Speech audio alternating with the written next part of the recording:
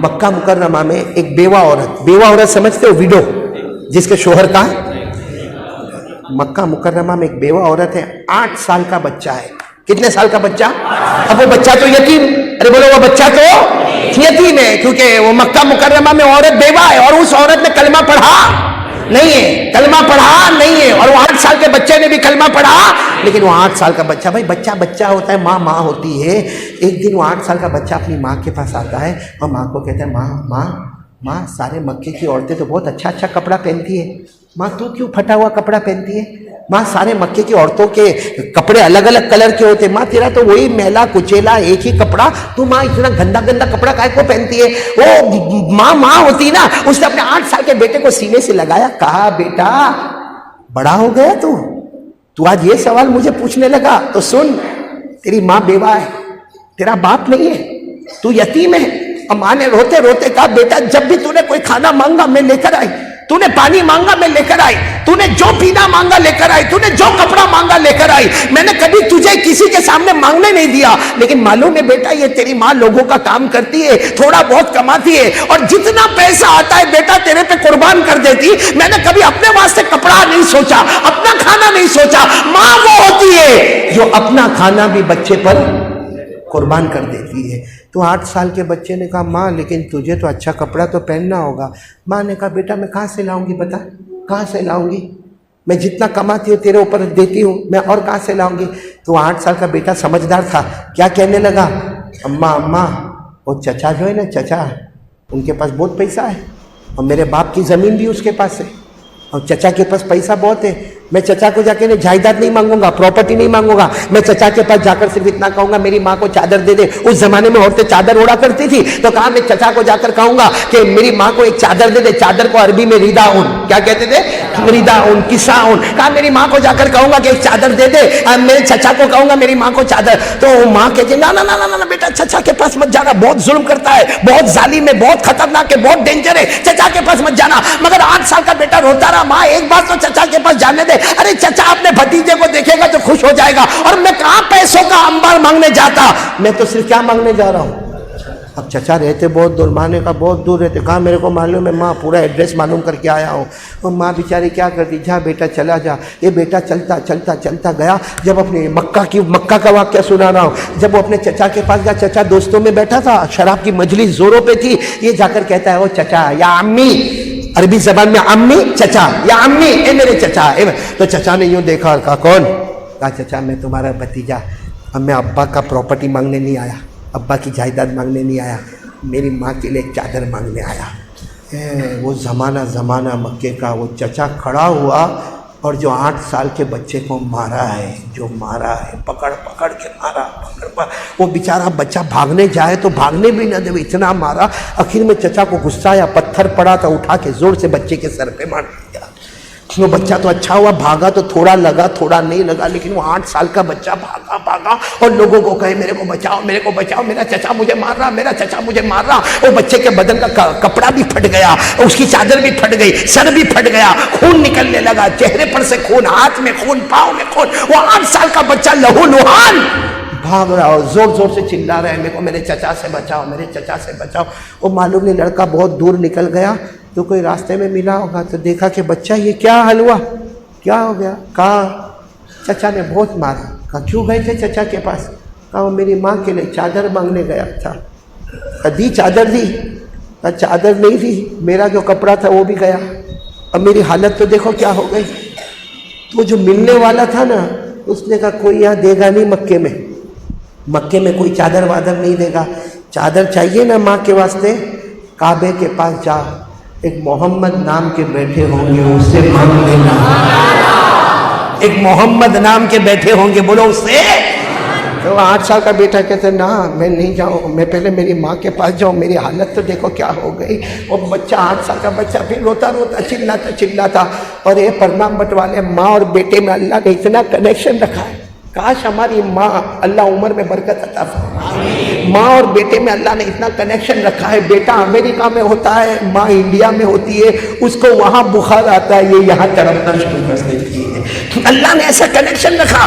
اب وہ ماں جو تھی نا 8 سال کے بچے کی ماں, اس کو بھی ایسا لگا کہ میرے بیٹے کے ساتھ کچھ گڑبڑ ہوئی ہے. وہ ماں گھر سے نکل کے دوڑ رہی ہے, میرا بیٹا کہاں ہے, میرا بیٹا کہاں, اینَ ابنی, میرا بیٹا کہاں. اور بیٹا وہاں سے بھاگ رہا, میری ماں, اور میری ماں مجھے بہت مارا, میری ماں. دونوں راستے میں ملے. ماں نے بیٹے کو گلے لگایا, اور گلے لگا کر کا بیٹا منع کیا تھا نا کہ چچا کے پاس نہیں جانے کا, اور بیٹا بہت رویا, ماں کے گلے لگ کے بہت رویا. ماں میرے کو ہاتھ میں بھی مارا, ماں میرے کو چہرے پہ بھی مارا, ماں سر پہ پتھر بھی مارا, ماں میرے کو دھکا مار مار کے مارا. ماں بیچاری گھر میں لے گئی. ماں تو ماں ہوتی ہے. آج میری ماں نہیں ہے, جن کی مائیں ہیں قدر کرو ماں کی.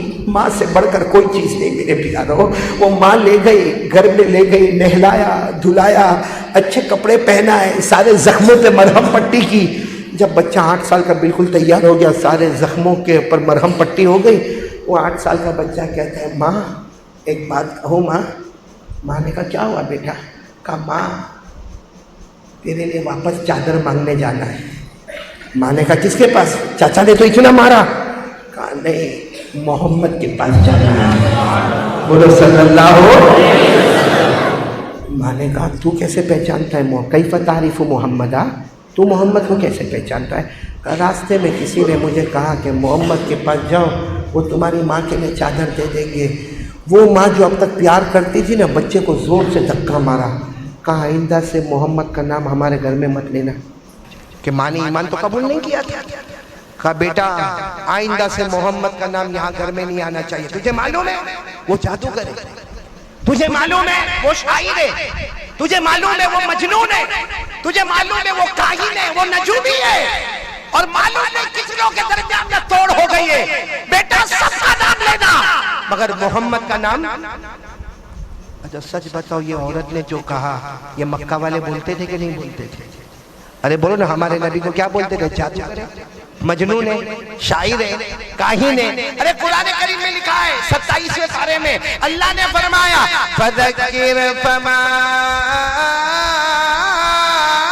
انت بنعمت ربک بکاہن ولا مجنون ام یقولون شاعر نتربص به ریب المنون قل تربصوا فإنی معکم من المتربصین. اللہ تعالیٰ فرماتے میرے محبوب, کسی نے تمہیں شاعر کہہ دیا, کسی نے تمہیں جادوگر کہہ دیا, کسی نے تمہیں کاہن کہہ دیا, اللہ فرماتے تم کچھ بھی نہیں میرے پیارے نبی. بولو صلی اللہ ہو.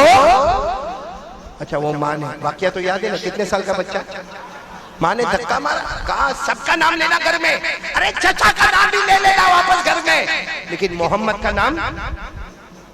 8 سال کا بچہ تھوڑی دیر کچھ نہیں بولا, تھوڑی دیر کے بعد کہتا ہے ماں ایک بار جانے دینا. کس کے پاس؟ ماں نے منع کیا. کہا ماں میں لڑوں گا تھوڑی وہاں پہ, اور اگر وہ مارنے آئیں گے تو میں بھاگ کر آ جاؤں گا. کعبہ ہمارے گھر سے دور تو ہے نہیں, ارے چچا کا گھر تو بہت دور تھا اس لیے بھاگ نہیں سکا. ارے کعبہ تو ہمارے گھر کے قریب ہے, جاؤں گا, اگر دیں گے تو ٹھیک ہے, نہیں دیں گے تو واپس آ جاؤں گا. ماں کیا کہتی ہے, جو جاتا ہے نا اس کو کلمہ پڑھاتے, پورا دھرم.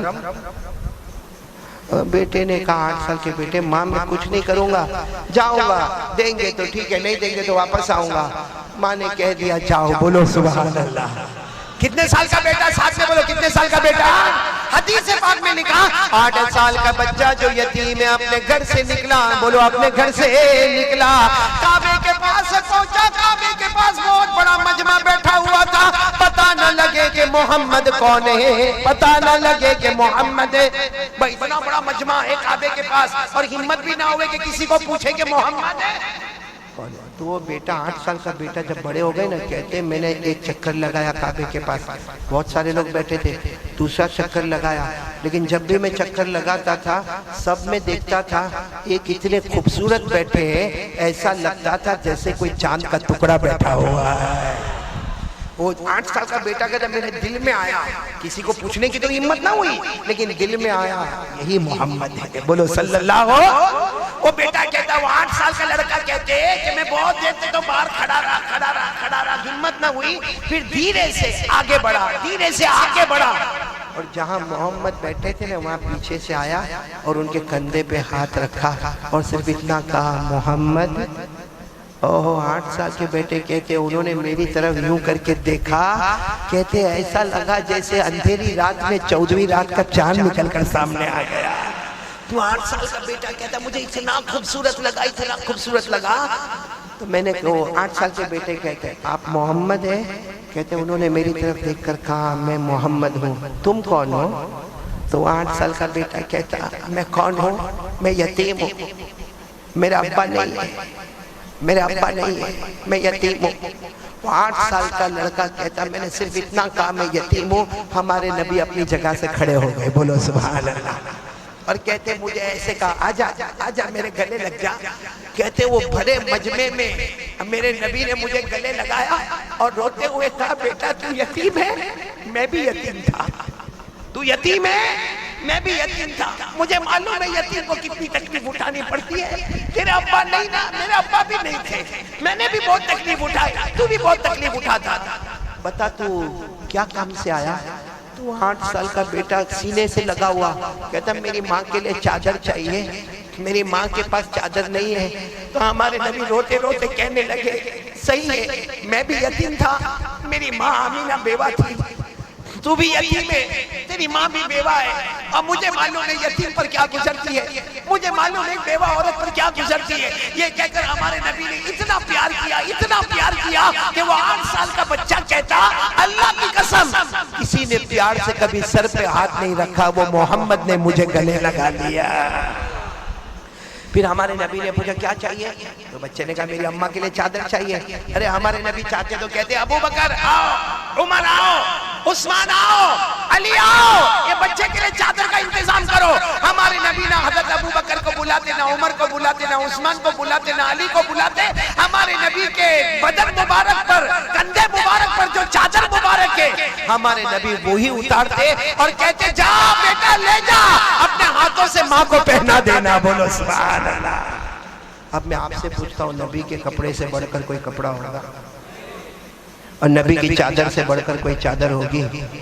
آپ نے سنا نہیں ہوگا حضرت علی فرماتے میں کتنی مرتبہ میرے نبی کے پاس آتا، نبی کے کندھے مبارک پہ چادر ہوتی، حضرت علی کہتے وہ چادر میں لے لیتا، اپنے کندھے پہ رکھتا اور آسمان کی طرف دیکھتا، مجھے کچھ بھی نظر نہیں آتا، لیکن حضرت علی فرماتے وہی چادر میرے نبی کے کندھے پر ہوتی تھی، چادر نبی کے کندھے پر ہوتی تھی اور اس کی چمک آسمانوں پہ نظر آیا کرتی تھی۔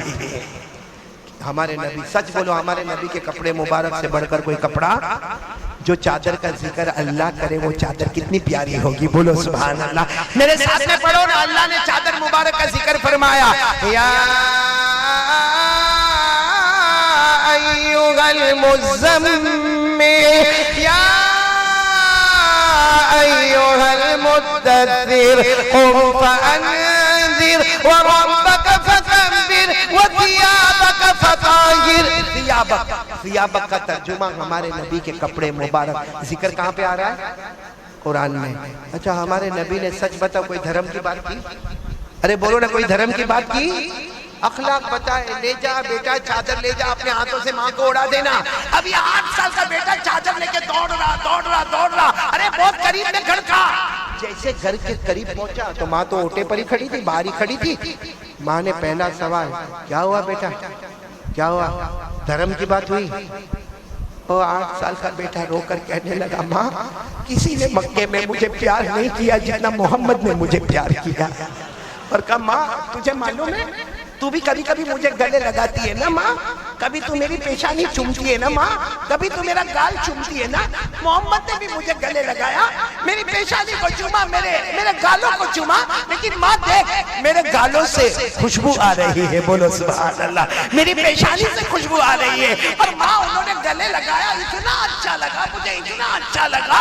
ماں کسی نے مکے میں مجھے پیار نہیں کیا، سب مجھے کہتے یتیم ہے یتیم ہے یتیم ہے۔ محمد نے مجھے کہا تو یتیم تو میں بھی یتیم تھا، تیری ماں بیوہ تو میری ماں بھی بیوہ، اور ماں یہ چادر دی اور کہا کہ اپنی ماں کو پہنا دینا۔ یہ کہہ کر 8 سال کے بچے نے، بولو سبحان اللہ، 8 سال کے بچے نے چادر مبارک لی اور اپنے ماں کے کندھوں پہ رکھا۔ جیسے ماں کے کندھے پہ رکھا ماں نے زور سے چیخ ماری میرا پیارا بیٹا، اور میرا پیارا بیٹا۔ وہ 8 سال کے بچے نے کہا اماں کیا ہوا؟ کہا لے چل، مجھے بھی لے چل چل اسی محمد کے ہاتھ پر لے چل، تو بھی ایمان قبول کر لے میں بھی ایمان قبول کر لیتے ہیں، چل اسی محمد کے ہاتھ میں لے کر چل، تو بھی ایمان قبول کرے گا میں بھی ایمان قبول کروں گی۔ میرے دوستو یہ ہمارا اسلام ہے، یہ ہمارے نبی ہے، یہ ہمارے رسول ہے جو یتیموں کے سہارا بنتے ہیں، کسی کو تکلیف نہیں ہونے دیتے۔ اور ہم نے آج تک کتنوں کو ستایا میرے پیاروں، کتنوں کا قرض دبا کے رکھا، کتنوں کی زمینیں دبا کے رکھی، ہمارے دل میں کتنا جلن ہے صحیح میں ہمارے دل میں۔ میں آج کلکتہ میں کھل کر کہتا ہوں، اس وقت بھی ہندوستان کے جو حالات ہیں اس میں کھل کر کہتا، اللہ کی قسم ہم کو غیروں سے وہ نقصان نہیں پہنچتا ہے جو اپنوں سے نقصان پہنچتا ہے۔ آج ہمارے دل میں جلن ہے، جلن۔ سچ بتاتا ہوں میرے پیاروں، ایک ہی گاؤں میں رہنے والا، ایک ساتھ میں سلام کرنے والا، ایک ساتھ میں کمانے والا، ایک ہی گاؤں میں اپنے بیوی بچوں کو رکھنے والا، لیکن ایک کے گھر میں کلر لگتا ہوگا، دوسرے کو رات کو نیند نہیں آتی، نیند نہیں آتی، اس کو پریشان ہے، حالانکہ سامنے ملے گا نا، السلام علیکم، وعلیکم السلام، اب کیسے ہو، تمہاری طبیعت کیسی ہے، تمہارا بچہ کیسا ہے؟ اور میرے دوستو اندر سے جلن دل میں۔ آج کسی کا نقصان ہوتا ہے، اے سنو، آج کسی کا نقصان ہوتا ہے نا، آ کر کہے گا بھائی تیرا نقصان ہوا، میرے کو بہت دکھ ہوا، اور گھر میں جا کے اپنے بیوی کو بولے گا گیا تھا دیکھنے، آدھی دکان چلی، پوری جل جاتی تو اچھا ہوتا ہے۔ سچ بولو ایسا ہو رہا ہے کہ نہیں ہو رہا ہے؟ کیا ہمارے دل ہے یہ کالے کالے دل؟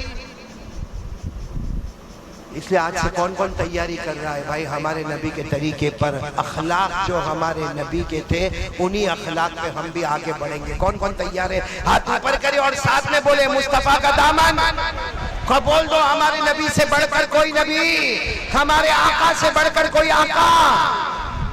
کتنی باتیں ہو گئی، ایک بات تو لا الہ، نمبر 2 مصطفیٰ کا دامن۔ دیکھو آج ہندوستان میں یہ 3 کام بہت ضروری ہے، اس لیے یہ واقعہ جو میں نے سنایا، یہ واقعہ بتاتا ہے کہ ہمارا اسلام اور ہمارا ایمان تلوار کے زور پہ نہیں، ساتھ میں بولو نا، ہمارا ایمان تلوار کے زور پہ، ہمارا ایمان ہتھیاروں کے زور پہ، ہمارا ایمان چاقوؤں کے زور پہ۔ جو لوگ کہتے ہیں وہ غلط ہے، اگر ہمارا ایمان آگے بڑھا ہے تو ہمارے نبی کے مبارک اخلاق سے آگے بڑھا ہے۔ اللہ تعالیٰ وہی اخلاق ہم کو بھی نصیب فرمائے۔ میں سوچتا ہوں آخری بات بولو، آپ لوگ تھک گئے ہوں گے نا؟ نہیں تھکے، میں تو تھکا کہ نہیں تھکا؟ کتنی دیر ہو گئی مولانا عثمان میرے کو بولتے بولتے؟ 1.5 گھنٹہ ہو گیا؟ حالانکہ آج میں سوچ کے آیا تھا کہ 1 گھنٹہ ہی بولوں گا، کیونکہ 17 تاریخ کو واپس کلکتہ میں آنے کا ہے، تو 1 گھنٹہ وہاں بولوں گا، 1 گھنٹہ یہاں بولوں گا، 1.5 گھنٹہ ہو گیا، اور میرے خیال سے ابھی بولوں گا تو اور 1 گھنٹہ نکل جائے گا، چلے گا نا آپ کو؟ یہ کون سا ساؤ ہے؟ کھڑائی، میرے کو یاد کرنا پڑے گا، کھڑائی ماشاءاللہ بہت اچھے لوگ ہیں، لیکن میں ایک بات کھڑائی میں دیکھ رہا ہوں کہ بہت آپ کو آواز دینی پڑتی ہے تو آپ لوگ بولتے ہو۔ کوئی گھر میں بیوی کا ٹینشن؟ بھائی تو بہت زور سے بولا، شادی ہو گئی اس لیے بولا، دیکھا اس کو، دیکھا بیوی کا ٹینشن نہیں، ہم کو پوچھ کیسا دکھی ہے؟ جس کو بیوی کا ٹینشن ہے نا اشرف تیرے جیسے، تو چہرے سے دکھی لگتا ہے، اور تیرے سے زیادہ دکھی وہ مختار دکھتا ہے۔ اتنا ستایا میرے کو راستے میں، پورے راستے میں اتنا ستایا۔ یہ آدمی کو پہچانتے ہو آپ لوگ؟ مختار کو؟ اس نے جب میرے کو وہاں سورت میں آ کے یہاں پہ کھڑائی آنے کی دعوت دی تو مجھے کہا کہ مولانا کوئی گھبرانے کی بات نہیں ہے، اپن ایسا ایئرپورٹ پہ اتریں گے، کھانا کھائیں گے اور 2 گھنٹے میں کھڑائی پہنچ جائیں گے۔ 2 گھنٹے میں کھڑائی پہنچے، 5.5 گھنٹے میں پہنچے، جس میں 30 گھنٹے میں تو ہمارا پورا کھانا حجم ہو گیا۔ 30 کلومیٹر جو اوپر نیچے جو ہوئے، بھائی ایسا جھوٹ بول کے میرے کو لے کر آیا، لیکن چلو اچھا ہے، آ تو گئے یہاں پر۔ مطلب آپ کو کوئی بیوی کا ٹینشن تو بھائی تو کائے کو گھڑی گھڑی نہ بولتا ہے؟ پہلے تو شادی تو کر تو تجھے پتا چلے کہ کیسے موت کے کنویں سے ہم لوگ بھی گزر رہے ہیں۔ دیکھو سب ہنس رہے ہیں۔ وہ معلوم ہے آپ کو، معلوم ہے ایک بیوی تھی، سنو بھائی کہاں سے آواز آ رہی ہے؟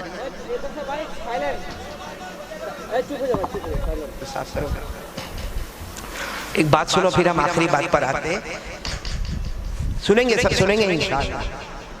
ایک بیوی تھی، بیوی ہے وہ 17 18 سال 20 سال سے اپنے شوہر کے ساتھ میں، آمین بولو آمین۔ ایسے یہاں بہت سارے شوہر ہوں گے، 18 साल 20 साल 10 साल में हो सकता है तेरी बीवी होगी। मतलब अच्छा खासा मियाँ बीवी साथ में रहते हैं, लेकिन अब शोहर है ना, शोहर वो कभी कभी सोचता है कि कब तक ये बीवी रोज बीवी के साथ रहने का, कहीं एक आध हफ्ता एक आध महीना माँ के घर जावे तो मेरे को थोड़ा दिमाग में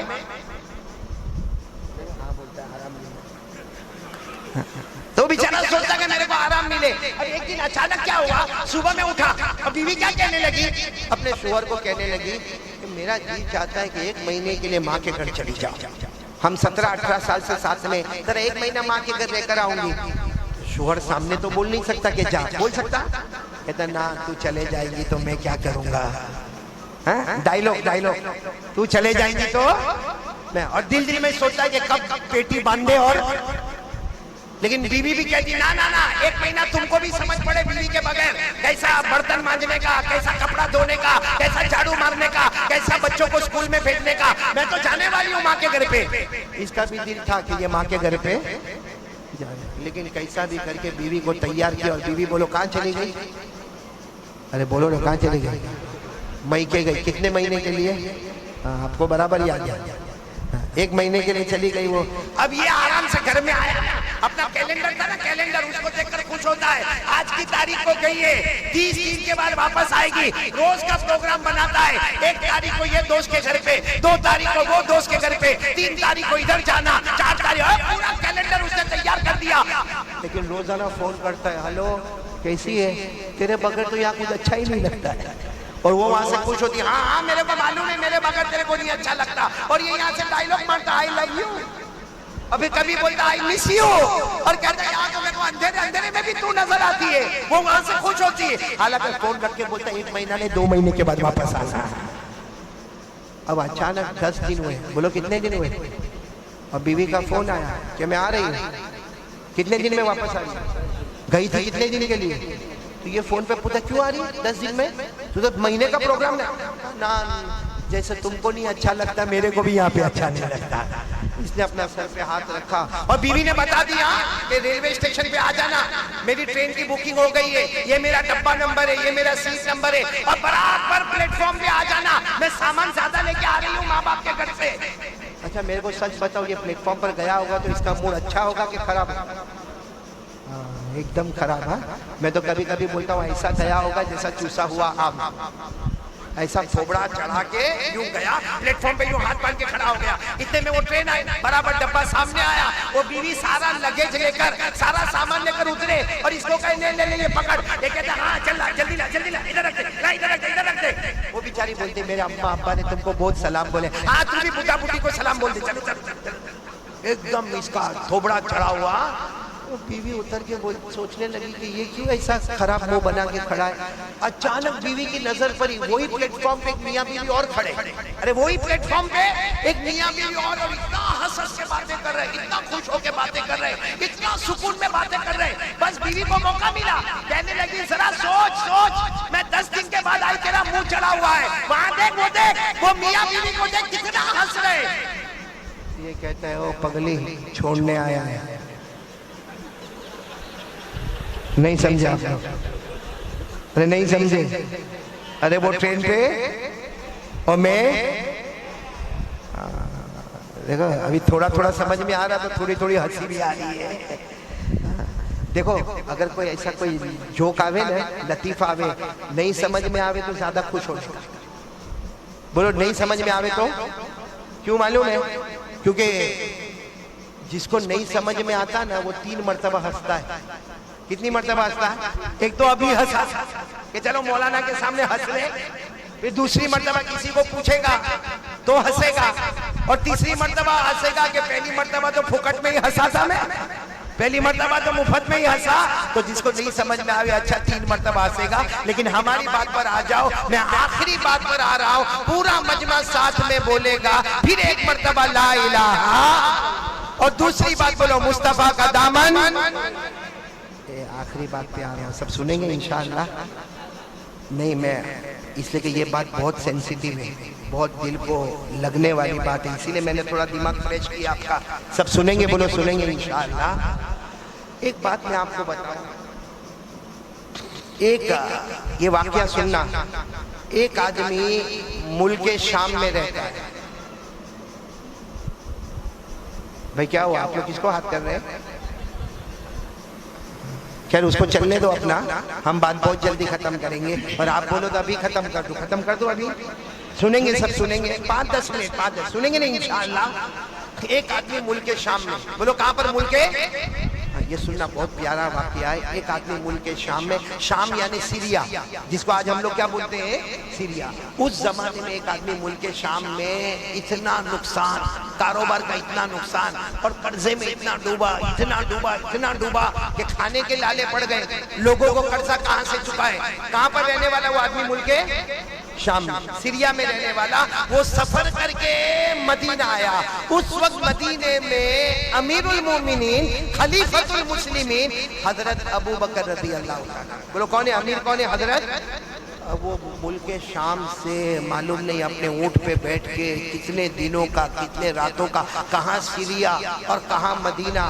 لیکن وہ آدمی آئے، حضرت ابو بکر کے دروازے پر گئے اور حضرت ابو بکر کا دروازہ کھٹکھٹایا. اس لیے اس وقت سارے مسلمانوں کے بادشاہ کون تھے؟ حضرت ابو بکر. تو دروازہ کھٹکھٹایا. حضرت ابو بکر رضی اللہ تعالیٰ عنہ دروازے پر آئے تو انہوں نے کہا کہ میں کلمہ پڑھنے والا ایک مسلمان ہوں، میں مصطفیٰ کا غلام ہوں، لیکن معاملہ ایسا ہے کہ میں شام سیریا سے آیا ہوں اور بہت نقصان ہو گیا، کاروبار میں بہت نقصان ہو گیا، قرضے میں ڈوب گیا، میرے بیوی بچوں کے کھانے کے لالے پڑے. میں شام سے مدینہ آیا. ابو بکر میری کوئی مدد کر دو، کچھ میرے کو دے دو، میں قرضہ چکا دوں، نیا کاروبار شروع کر دوں. میں بھکاری نہیں، بھیک مانگنے نہیں آیا، صرف اپنے حالات میں مجبور ہو کر میں آیا. حضرت ابو بکر نے فرمایا آؤ اندر آؤ. اب حضرت ابو بکر کے گھر کا دروازہ تھوڑا اچھا تھا. اندر گئے تو دیکھا کچھ بھی نہیں. حضرت ابو بکر نے روتے روتے کہا کس سے مانگنے آئے ہو؟ تم میرے پاس مانگنے آئے ہو؟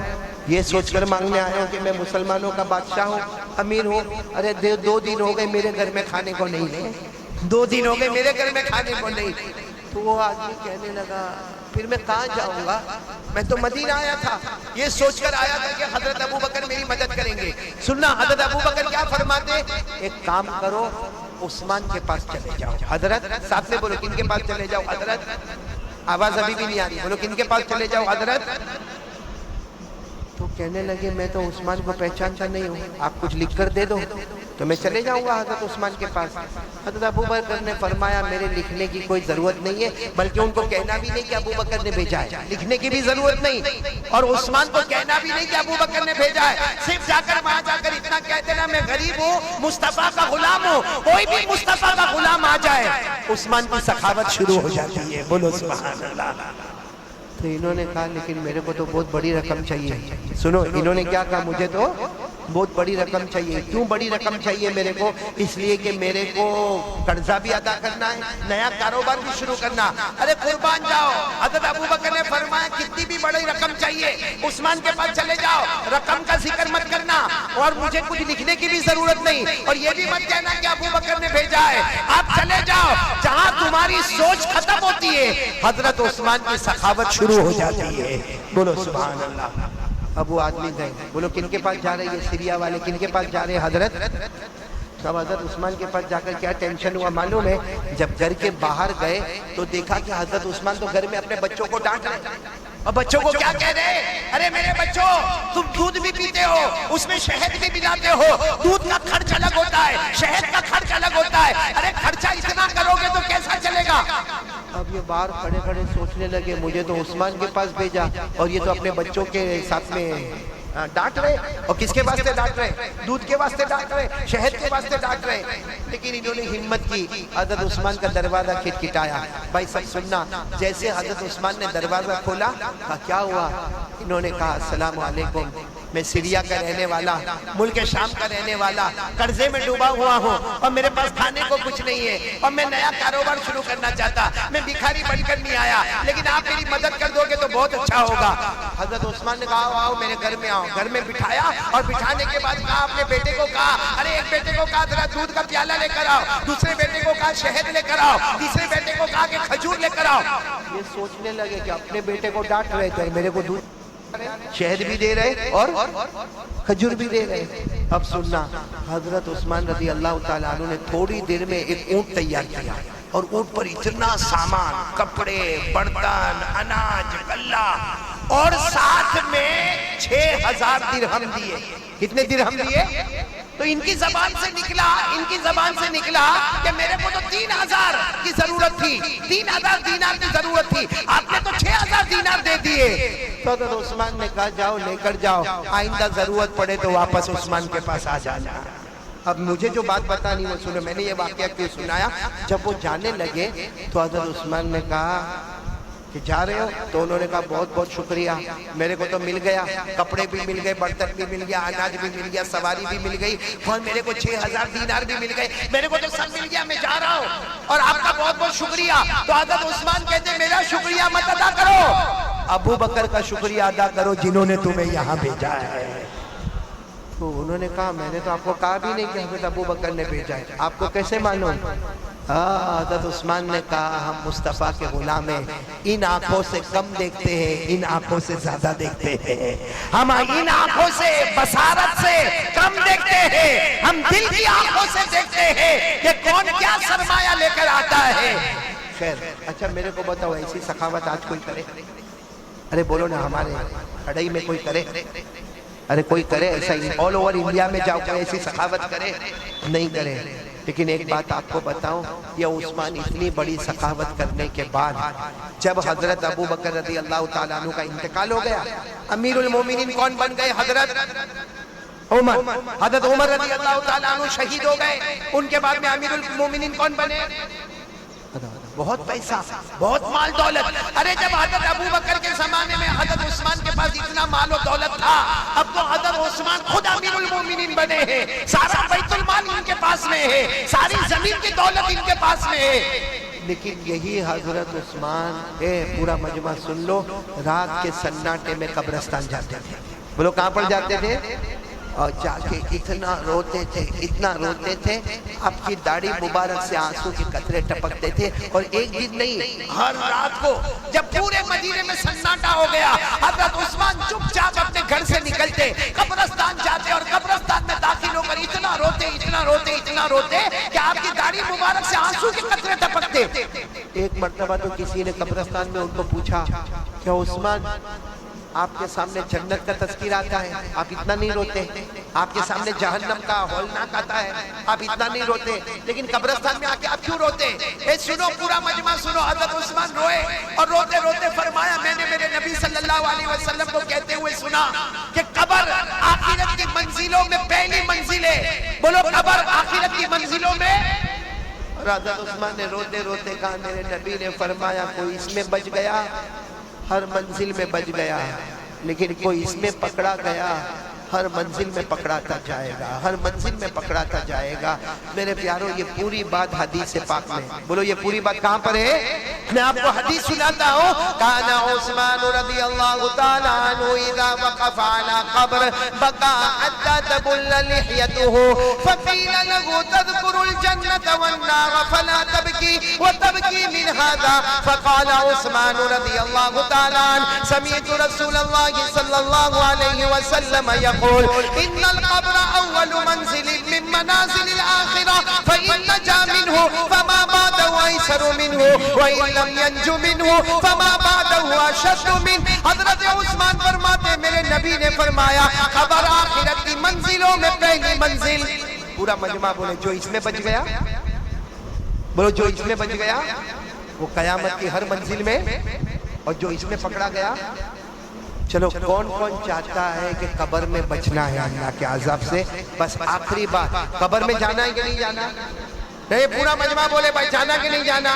میرے کو بھی جانا ہے، آپ کو بھی جانا، میرے کو بھی مرنا، آپ کو بھی مرنا. ارے میرے پیارو غسل کا پانی میرا بھی اور آپ کا بھی تیار ہوگا، کفن کا کپڑا میرا اور آپ کا دونوں کا تیار ہوگا.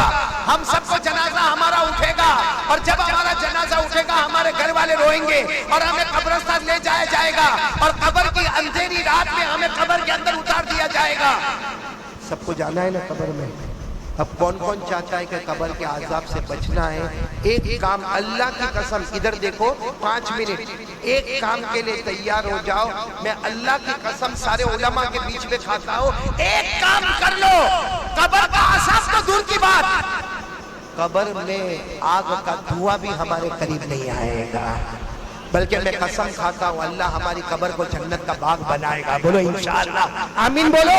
اللہ ہماری قبر میں جنت کی خوشبوئیں لائے گا، بولو آمین۔ اللہ ہمارے قبر میں جنت کا بچھونا بچھائے گا، بولو آمین۔ اللہ ہمارے قبر کو جنت کے باغوں میں سے ایک باغ بنا دے گا، بولو آمین۔ ایک کام کرنا پڑے گا، کھڑے والوں اگر آپ تیار ہو تو میں آگے بولوں، کرو گے انشاءاللہ؟ کیونکہ ہمارے نبی کا وعدہ ہے کہ قبر کا عذاب نہیں ہوگا اگر یہ کام کرو گے۔ تو کون کون تیار ہے؟ ہاتھ اوپر کرے بھائی، تیار ہے تو ہاتھ اوپر رکھے، بولو انشاءاللہ۔ نہیں میں بات ختم کر رہا ہوں، بولو انشاءاللہ۔ آواز نہیں آ رہی، بولو انشاءاللہ۔ کل کی فجر بولو انشاءاللہ، موت کی شام بولو انشاءاللہ، ہماری نماز قضا نہیں ہوگی، بولو ہماری نماز، اور اللہ کی قسم ہمارے نبی کا وعدہ ہے جو نمازی ہوگا اللہ اس کی قبر کو جنت کا باغ بنا دے گا، بولو انشاءاللہ۔ پڑھیں گے، نماز پڑھیں گے انشاءاللہ۔ ہاتھ نیچے رکھو، آخری بات سن لو، ہر نمازی جنتی ہے۔ پڑھیں گے، بولو پڑھیں گے نماز۔ یہاں بہت سارے بیٹھے ہیں جو نہیں پڑھتے نماز، لیکن آج کھڑے والے اور جہاں جہاں سے لوگ آئے ہیں، آج سب لوگ ایک پکا ارادہ کریں کہ ایک مرد مومن، ہمارے مومن کی زبان اتنی پکی زبان ہے، پہاڑ اپنی جگہ سے ہٹے گا لیکن مومن کی زبان اپنی جگہ سے نہیں ہٹے گی۔ آج پکا وعدہ کرو کہ انشاءاللہ موت تک ہماری نماز قضا نہیں ہوگی انشاءاللہ۔ اور میں ایک آخری بات بتا دوں جو آپ سب لوگ میرے ساتھ میں بولیں گے، ہر نمازی جنتی ہوتا ہے، بولو ہر نمازی۔ آواز نہیں آ رہی، بولو ہر نمازی۔ قرآن نے لکھا، میرے ساتھ میں پڑھو، اللہ نے فرمایا وَالَّذِينَ هُمْ عَلَىٰ صَلَاتِهِمْ يُحَافِظُونَ أُولَٰئِكَ فِي جَنَّاتٍ مُكْرَمُونَ۔ اللہ تعالیٰ فرماتے پیارے پیارے میرے بندے 5 وقت نماز کی پابندی کرے، اللہ فرماتا تم زمین پہ نماز پڑھتے جاؤ گے، آسمانوں پہ جنت کے فیصلے ہوتے جائیں گے۔ پھر بولو ہر نمازی، ساتھ میں یہ بھی بول دو بے نمازی۔ اللہ میری اور آپ کی حفاظت فرمائے۔ پڑھیں گے نا نماز، پڑھیں گے نا انشاءاللہ۔ آپ کو معلوم ہے بے نمازی کو جو جہنم میں ڈالیں گے نا، میں نے پہلے بھی کلکتہ میں سنایا تھا، سب سے خطرناک جہنم میں بے نمازی جائے گا۔ ایک کھڑے والوں سنو، جس جہنم میں ابو جہل جائے گا، جس جہنم میں قارون جائے گا، جس جہنم میں فرعون جائے گا، جس جہنم میں حامان جائے گا، ہمارے نبی فرماتے اللہ کی قسم میری امت کا بے نمازی بھی اسی جہنم میں جائے گا۔ اس لیے میرے پیارو سب لوگ ارادہ کرو، نماز پڑھیں گے نا انشاءاللہ۔ میں نے بولو پڑھیں گے انشاءاللہ۔ تو ٹوٹل 3 باتوں کی جگہ زیادہ باتیں ہو گئی، وہ سب باتوں کو ہم یاد کریں گے۔ سب سے پہلی بات، بھروسہ کس پر کرنا؟ ڈرنا تو کس سے ڈرنا؟ یقین کس پہ بنانا؟ اللہ پہ۔ اور موبائل سے گندی چیزوں کو ڈیلیٹ کر دینا، اچھی چیزوں کو ڈاؤن لوڈ کرنا۔ اور ایک بات جو آپ کے کان میں آئی، مصطفیٰ کا دامن نہیں چھوڑیں گے، اور ہمارے نبی کے اخلاق پر اپنے آپ کو بتانا تاکہ دنیا کو پتا چلے کہ اسلام کے پاس اخلاق ہے، ایمان کے پاس اچھے اخلاق ہے، ایک ریسپیکٹ ہے، ایک ڈسپلن ہے جو اللہ اور اللہ کے رسول نے ہم کو دی ہے۔ اور آخری بات پر آ جاؤ، موت تک ہماری نماز قضا، پکی بات انشاءاللہ۔ اللہ ہم سب کو عمل کی توفیق عطا فرمائے۔ تو یہ تھا قاری احمد علی صاحب کا بہت ہی بہترین بیان تھا۔ امید کرتا ہوں کہ آپ حضرات کو یہ بیان بہت زیادہ اچھا لگا ہوگا۔ اللہ تعالیٰ مجھے بھی اور آپ لوگوں کو بھی قاری احمد علی کے اس بیان کے اوپر عمل کرنے کی توفیق عطا فرمائے، اور دنیا کے اندر رہ کر کے اللہ تعالیٰ ہم سب کو اللہ اور اس کے رسول صلی اللہ علیہ وسلم کے طریقے کے مطابق زندگی گزارنے کی توفیق عطا فرمائے۔ السلام علیکم ورحمۃ اللہ وبرکاتہ۔